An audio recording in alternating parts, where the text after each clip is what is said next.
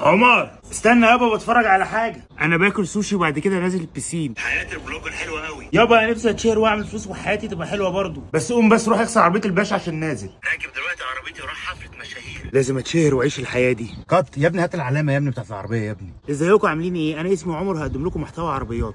ايه ده 5 مشاهدات بس؟ انا لازم اطلع معايا بنات. احنا بنحب بعض. انت كان اسمك ايه؟ 10000 مشاهده. انا شبح يلا بقى نخش في موضوع كبسه ده. ما تخليش نجاح المشاهير يأثر عليك وعلى مبادئك بطريقه وحشه. عاوز اتشهر واعمل فلوس يا عم، حقك بس بالمحتوى الهادف او على الاقل نضيف. المحتوى الكويس او النضيف ما بيجيبش مشاهدات، بالصبر والمجهود والاستمراريه هيجيب. وبعد ما تتشهر وناس تقابلك في الشارع الناس هتتشرف بيك مش هتسف عليك.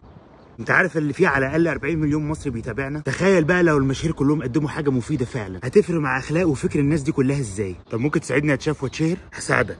اعمل فيديو هادف وحطني فيه، ولو حلو هطلعك معايا بالفكره بتاعتك، وافتكر المحتوى الهادف هو اللي يكسب.